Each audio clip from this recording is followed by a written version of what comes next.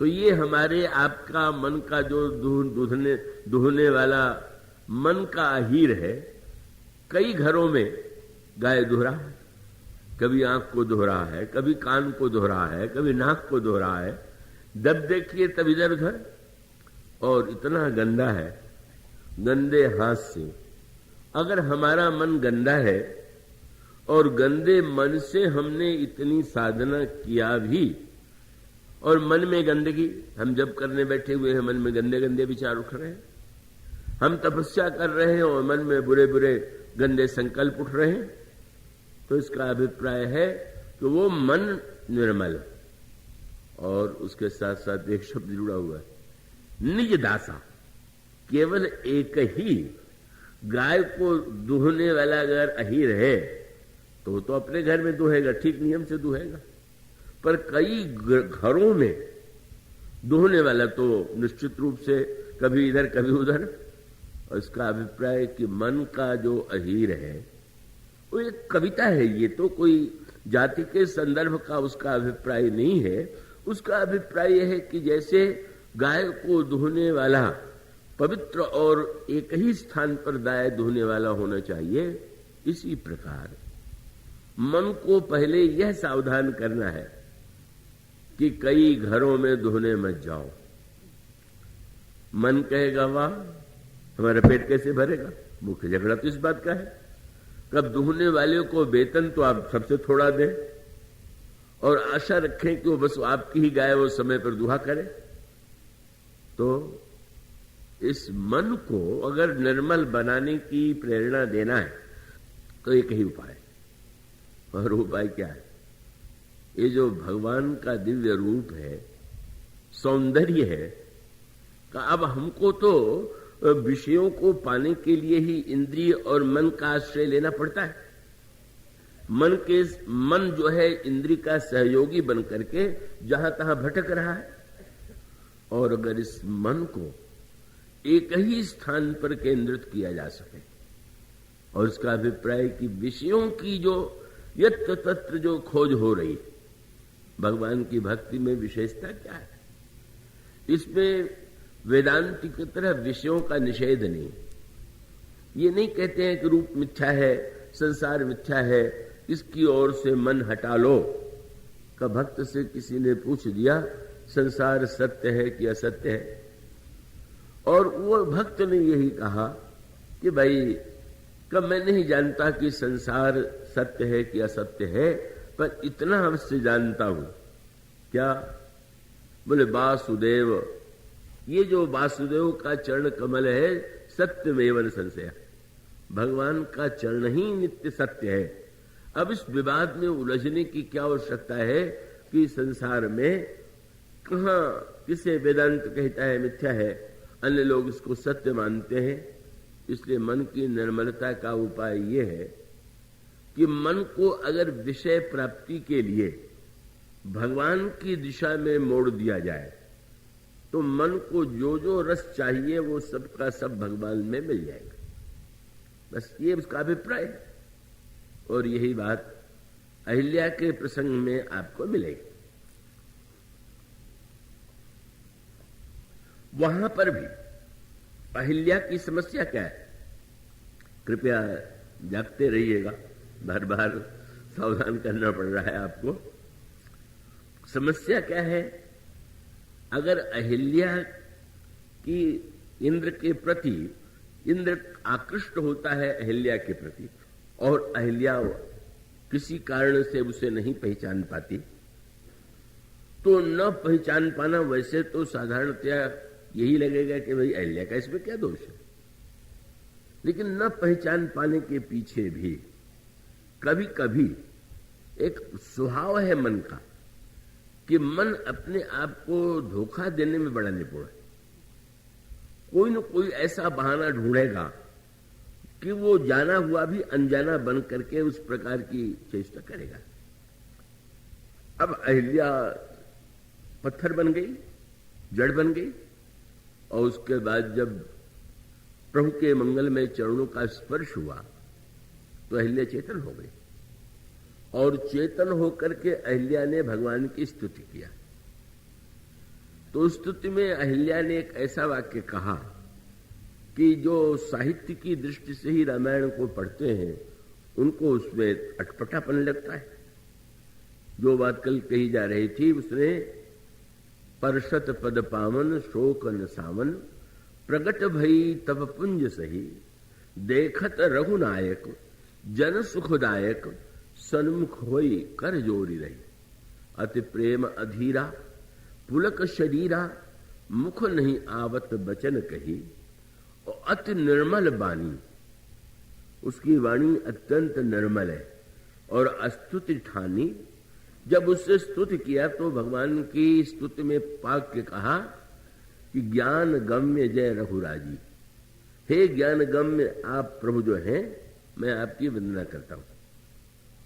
और उसके साथ साथ अगले वाक्य में अहिल्या ने कह दिया कि रावण रिपु जन सुखदाई, आप रावण के शत्रु हैं और भक्तों को सुख देने वाले हैं। तो जो साहित्य की दृष्टि से रामायण पढ़ते हैं, पंडित रामनरेश त्रिपाठी बड़े योग्य साहित्यकार थे, उन्होंने तुलसीदास जी की प्रशंसा में रचना की है, पर वो एक नियम है कि आलोचना में कुछ न कुछ दोष भी तो बताना चाहिए, नहीं तो लगता है कि तो केवल गुण ही गुण गा दिया गया, उसमें आलोचना की सम्यक दृष्टि नहीं। तो उन्होंने दोषों में इसका उदाहरण दिया कि अहिल्या भगवान राम के लिए स्तुति के लिए अगर कहे कि हे दशरथ पुत्र आप ऐसे हैं, या कौशल्या पुत्र आप ऐसे हैं, या अयोध्या के सुख देने वाले आप ऐसे हैं, तो ठीक।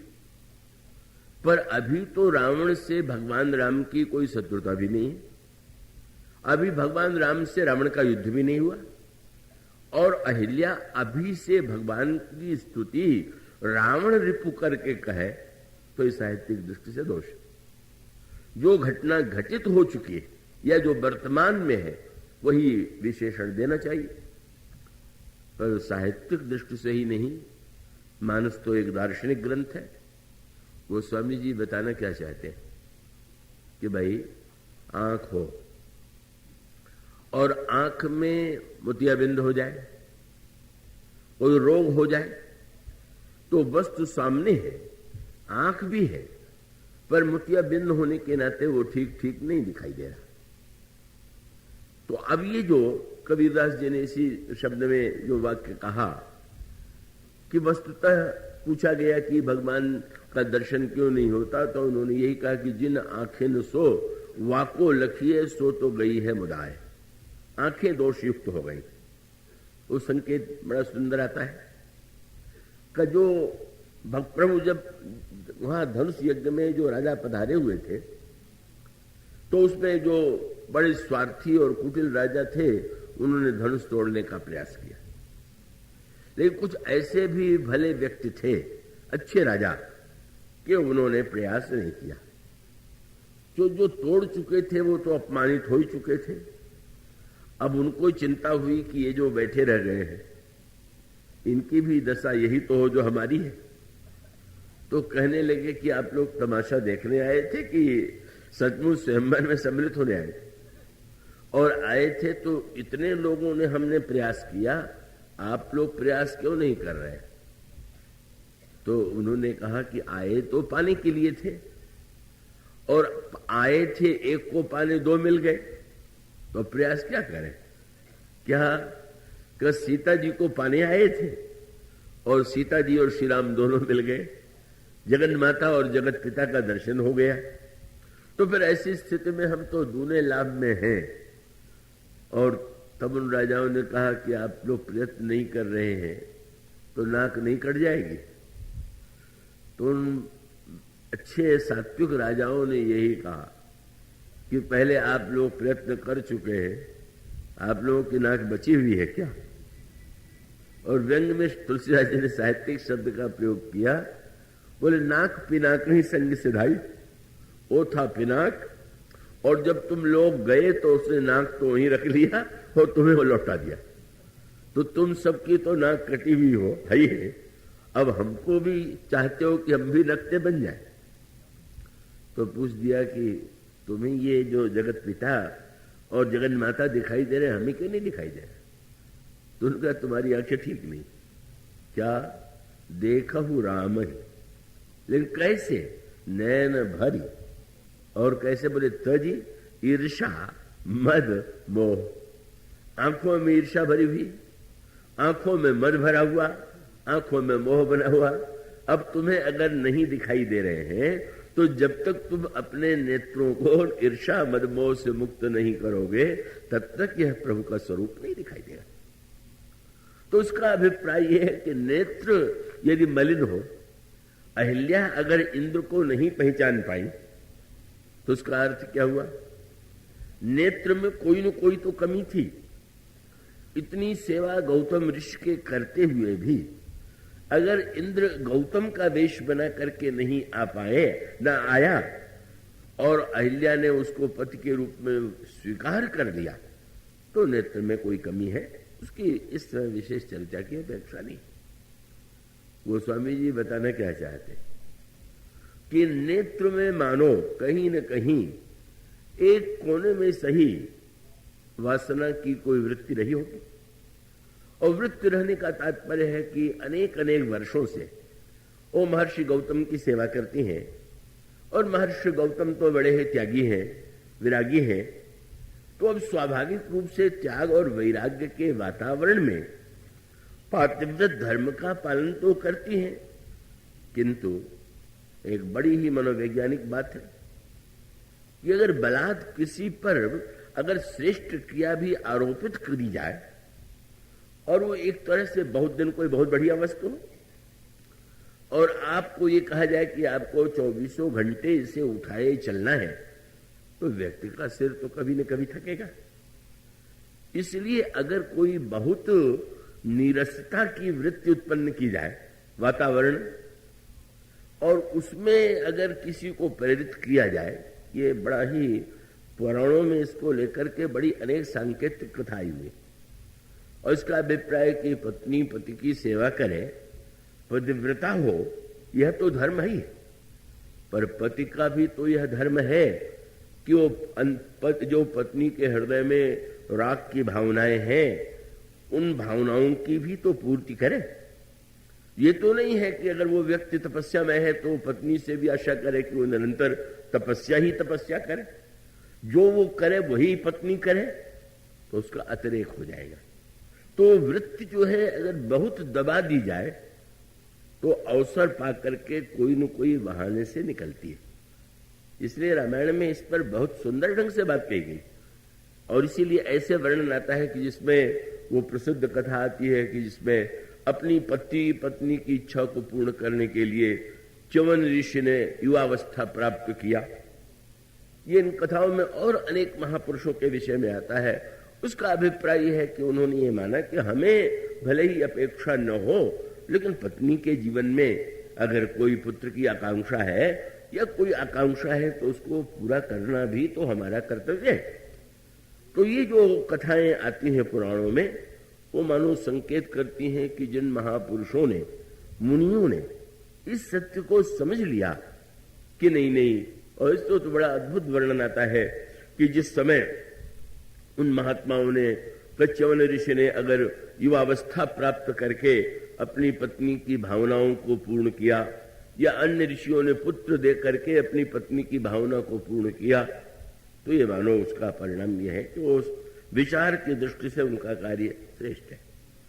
गौतम, महर्षि गौतम तपस्या में ही निमग्न रहे, और निमग्न रहते हुए उनकी वृत्ति तो स्वयं विरागी है, उनके हृदय में कोई वासना नहीं है।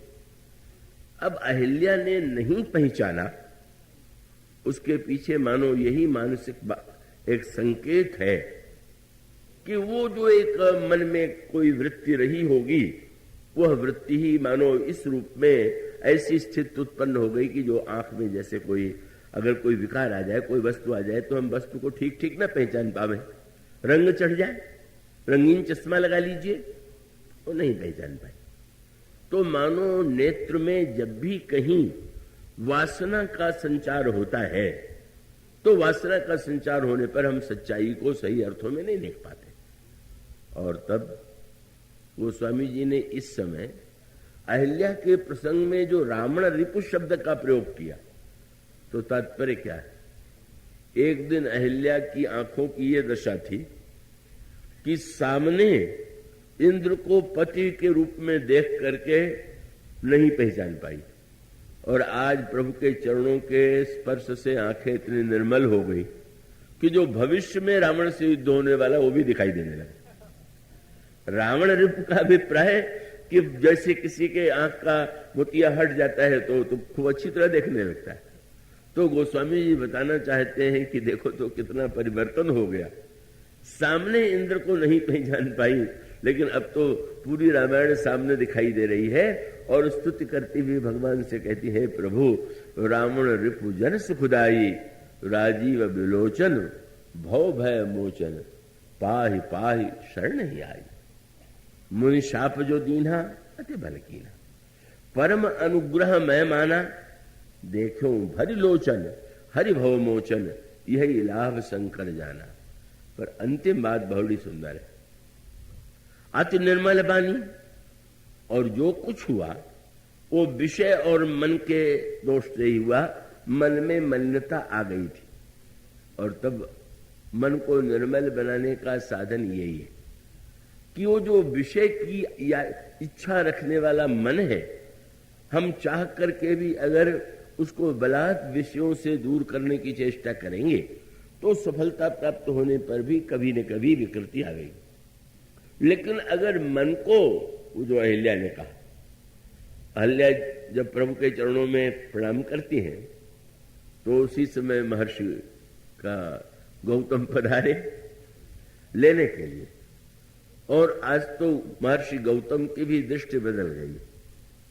पहले तो ये लगा था कि अहिल्या का दोष है, शायद दहेज भी तो कुछ न कुछ और मिलेगा ही। मानो संकेत क्या है, अब पत्नी को ही नहीं लेके जाना है, भक्ति का दहेज भी लेके जाना है। और इसलिए जब अहिल्या को प्रभु विदा करने लगे तो प्रभु ने पूछा, कुछ मैं दूं?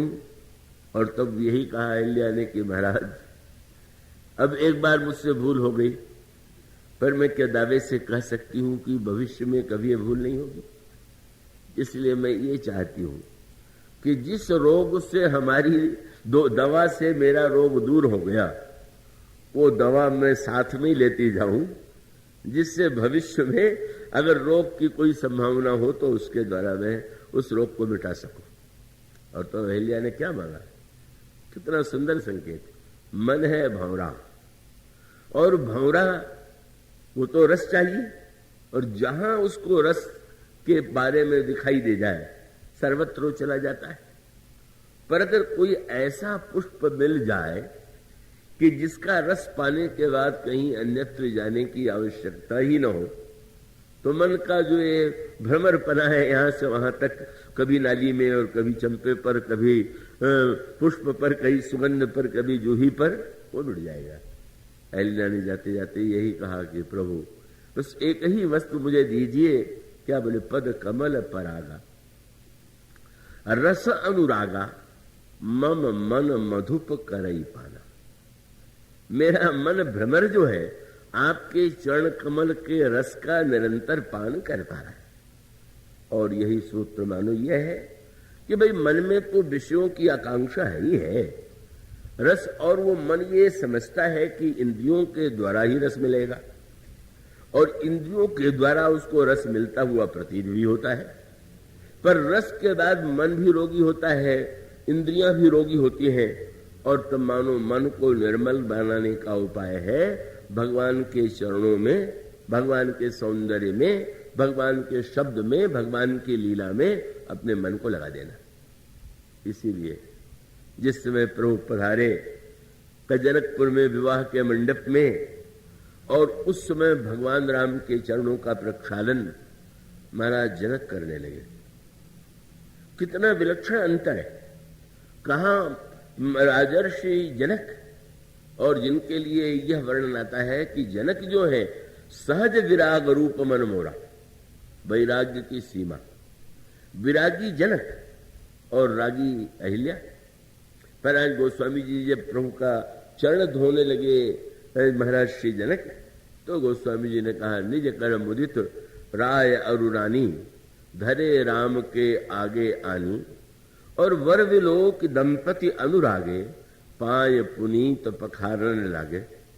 और जब चरण पखारने लगे तो गोस्वामी जी को एक एक बातें इतिहास की याद नहीं ली। ये कौन है? बोले चरण कमल है। कमल कहाँ फूला हुआ है? किस सरोवर में है? बोले जे पद सरोज मनोज अरिउर सर सदैव विराजे। यह चरण कमल वह है कि जो कामादि शंकर है उनके हृदय में ही ये खिलता है। जे पद सरोज मनोज अरिउर सर सदैव विराजे ही, और जे सकृत सुविरत विमलता मन सकल कलिमल भाजे। अब भाई इतना पवित्र हृदय शंकर जी का है, उनके हृदय में कमल रहता है तो हमारे लिए। बोले इन चरण कमलों की विशेषता यह है कि अगर व्यक्ति अपने हृदय में इनका ध्यान करे तो समस्त कलिमल जो है वो दूर चले जाते हैं। कैसे विश्वास करें? तब अहिल्या की याद आ गई। तुरंत गोस्वामी जी ने कहा, जो जय परसी मुनि बनिता लही गति, रही जो पातकमयी, और मकरंद जिनको सम्मुसिर सुचिता अवधि सुर वर्णई। और कौन लोग मंडरा रहे हैं? कौन से भौरे? करि मधुप मन मुनि जोगी जन, जे से अभिमत गति लहे, ते पद पखारत भाग्य भाजन, जनक जय जय सब कहे। प्रभु के मंगल में श्री चरणों के प्रक्षालन में गोस्वामी जी कहते हैं कि जब हम अनुराग भरे हृदय से प्रभु के चरण कमलों का स्मरण करते हैं, अनुराग जल से उसको पखारते हैं, तो हमारे मन का मल दूर हो जाता है। मन को निर्मल बनाना है तो इंद्रियों को विषय दीजिए, और इंद्रियों को विषय देने का उपाय यही है कि भगवान की ओर ले जाइए। भगवान में तो सभी रूप रस रंग ऐसा अनोखा है कि उसमें उसको पा लेने के बाद अन्यत्र भटकने की आवश्यकता नहीं।